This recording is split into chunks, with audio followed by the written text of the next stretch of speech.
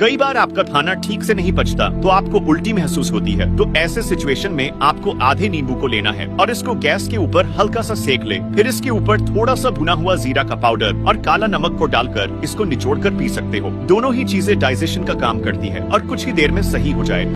अब जो खाली पेट कैप्सूल खाते हैं ना जी, छन छन छन करने वाला, जिनको जलन पेट में गैस एसिडिटी के लिए सुबह सुबह लोग एक कैप्सूल खाते हैं।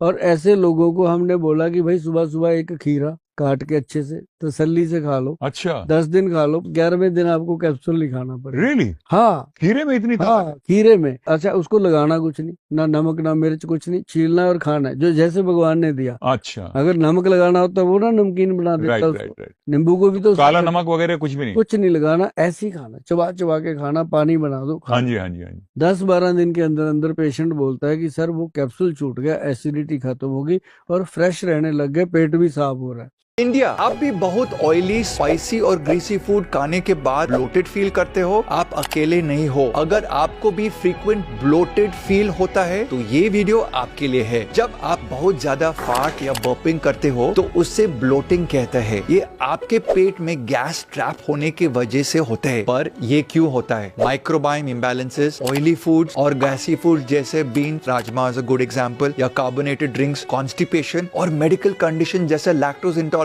मिल्क का एलर्जी की वजह से भी ये हो सकता है। Here are some tips to deflate that bloated balloon. Number 1, identify करो कि आपके ब्लोटिंग का ट्रिगर क्या है भाई, और उन फूड्स को अवॉइड करो जैसे beans, broccoli, dairy, gluten. Number 2, अपने दिन की शुरुआत करो एक ग्लास लेमन वाटर से और मील से पहले छाछ या बटर मिल्क का 1 कप पी लो और मील के बाद एक लाइट वॉक जरूरी है। नंबर 3, कार्बोनेटेड ड्रिंक्स को ना बोल दो एंड ट्राई अजवाइन, carom seeds, half a teaspoon खाने के 35 मिनट्स बाद, या फिर ऐड अजवाइन, jeera and saunf in boiling water and boil the water for 1 minute, cool it, drink it. Number 4, अपने खाने में प्रोबायोटिक्स जैसे कर्ड, योगर्ट एंड ब्राइन या सॉल्ट वाटर वाले पिकल्स ऐड करो। अगर आपके पास ब्लोटिंग का प्रॉब्लम है then comment gas below and my team will send you 3 secret recipes to help your bloating. Allergy के लिए बेस्ट मेडिसिन है दालचीनी। किसी भी तरह की एलर्जी आपको है शरीर में, नियमित दालचीनी खाइए मध में मिला के। मध नहीं खा सकते तो गुड़ में मिला के। 3 से 4 महीने में सब एलर्जी ठीक कर देते। सुबह के खाली पेट। एसिडिटी के लिए खाइए दालचीनी, बहुत अद्भुत है। ये 4 फूड आइटम्स ऐसे हैं जो अगर आप खाली पेट खाओगे तो आपको फायदा नहीं नुकसान करेंगे। Number 1, fruit juices, whether package या फिर fresh fruit juice, it puts extra load on your pancreas and your liver. अगर आप ऑलरेडी डायबिटिक हो तो आपका शुगर लेवल्स पूरे दिन के लिए हाई रखता है। अभी ये एक्शन अगर 1-2 बार रिपीट हुआ तो उसमें कोई प्रॉब्लम नहीं है, but then if this becomes a consistent habit over a period of time combined with a sedentary lifestyle, then this can turn out to be really dangerous, leading to insulin resistance. Number 2, yogurt. Yogurt is known for having probiotics and a good amount of calcium. But अगर आप ये चीज को empty stomach consume कर रहे हो, then जो beneficial bacteria है उसको आपके stomach acids destroy कर देते हैं, rendering it useless. अगर खाली पेट आप yogurt consume कर रहे हो, then आपको बहुत acidity भी हो सकती है। नंबर 3, टी और coffee. Imagine a layer of fresh green grass and किसी ने उसके ऊपर एकदम गरम गरम पानी डाल दिया हो।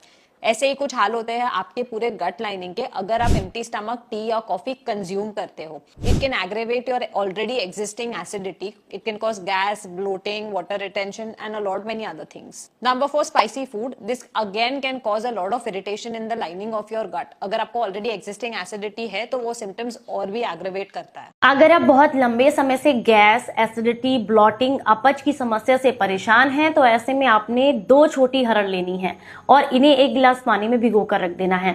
अब आपने क्या करना है, खाना खाने के आधे से 1 घंटे के बाद या फिर रात को सोने से पहले आप इन्हें हरड़ जो है इन्हें चूस चूस कर चबा चबा करके खाइएगा। मात्र 3 दिन के अंदर आपके पेट से जुड़ी हुई सारी समस्याएं दूर हो जाती हैं और आपको बेहद लाभ मिलते हैं।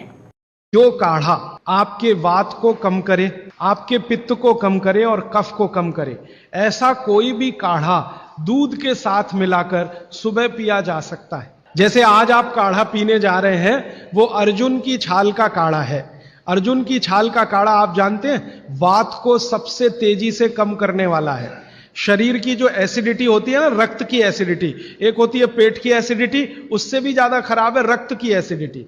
खून की अम्लता ही है जो हार्ट अटैक लाती है। तो रक्त की एसिडिटी को कम करने की दुनिया में सबसे बड़ी ताकत अगर किसी चीज में भागवत जी ने बताई है तो वो अर्जुन की छाल है। तो आज आप काढ़ा पिएंगे अर्जुन की छाल का।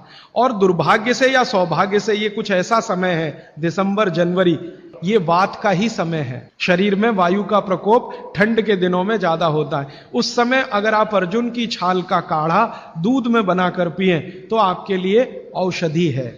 ब्लड प्रेशर हाई है कि आपको जब लग रहा है और डॉक्टर कोई कह रहा है कि आपका बीपी हाई है, इसको भागवत जी दूसरे सूत्र में कहते हैं कि रक्त की अम्लता बढ़ी हुई है, एसिडिटी बढ़ी हुई है। अब रक्त में अम्लता है तो अम्लता को खत्म करने के लिए क्षारीय चीज खाएं। अब क्षार वाली चीजें क्या है? सबसे अच्छी क्षार की चीज है मेथी, सब्जी के रूप में भी और दाने के रूप में। दूसरी क्षार वाली चीज है गाजर। कोई भी ऐसा फल जिसमें रस नहीं है, सेब, केला, अमरूद। सब्जियों में पालक क्षारीय है, हरे पत्ते की कोई भी सब्जी क्षारीय होती है, बैंगन क्षारीय है। आलू के बारे में कहते हैं ना अम्लीय ना क्षारीय, वो बीच का है। तो इनका उपयोग करें तो अम्लता अपने आप कम होगी, तो ब्लड प्रेशर कम होगा, तो ट्राइग्लिसराइड कम होगा, मोटापा भी कम होगा, सब कुछ कम होगा आपका। भागवत जी कहते हैं कि अपने रसोई में आंवला, हरडे, बहेड़ा, इन तीनों के बाद कोई अच्छी चीज है तो अजवाइन, फिर उसके बाद बोला तो जीरा, फिर उसके बाद बोला तो हींग, और उसके बाद फिर वो बोलते हैं सबसे अच्छी चीज है मेथी का दाना।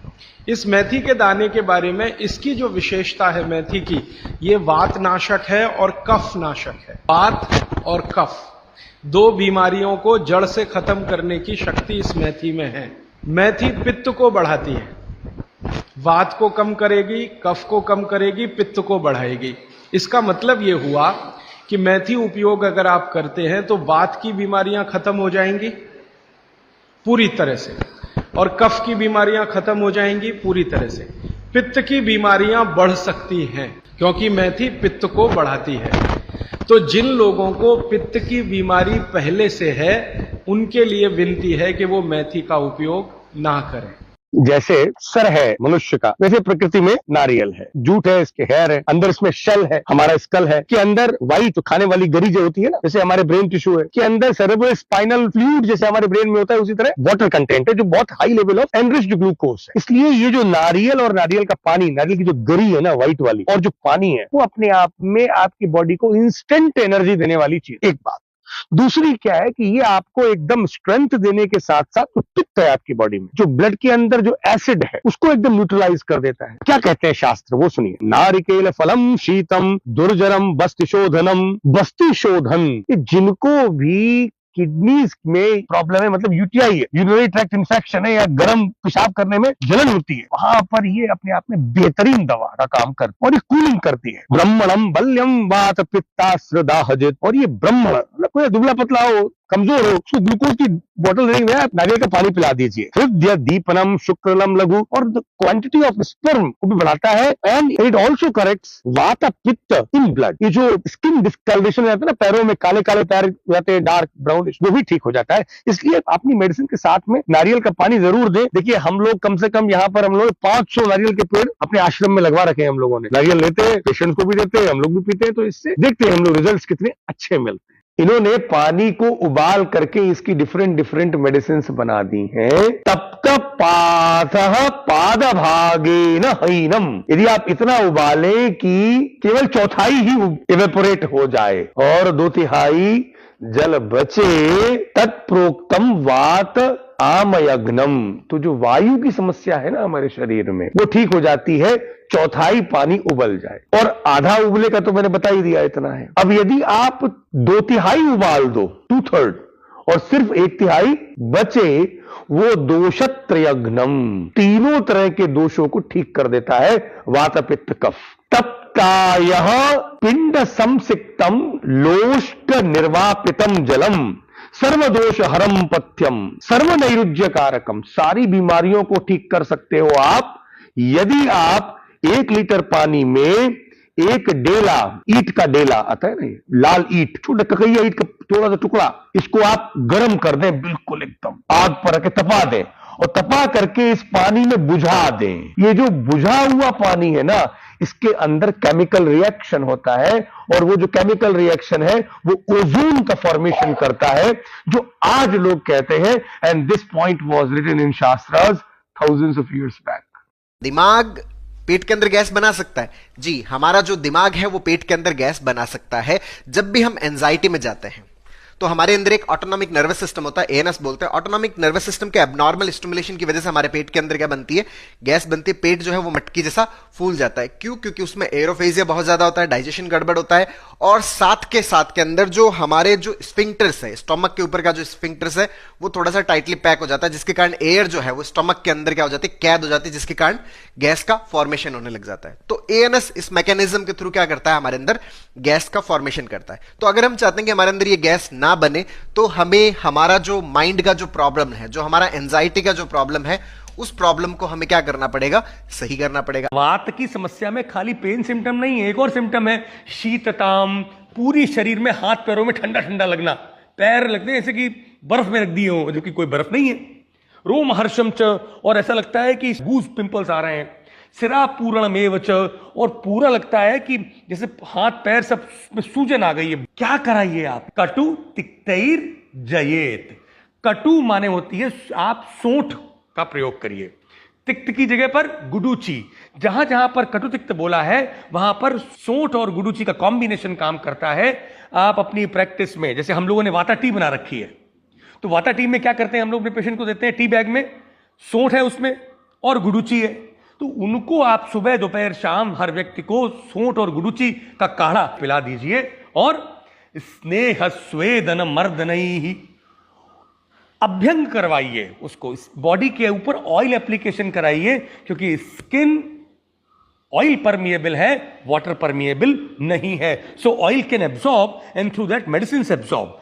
और स्वेदन कराइए, बॉडी को सॉफ्ट करने के लिए उसको वार्म अप करिए। तो जो करशु वगैरह हम करते हैं वो आपने देखा ही है, वो कराइए। और मर्दन, और बॉडी को एक बार बहुत अच्छे से टैपिंग करवा दीजिए, उससे जो बॉडी के अंदर वार्म अप हो जाती है बॉडी, रोमहर्ष खत्म हो जाता है और दर्द तो खत्म हो ही जाता है।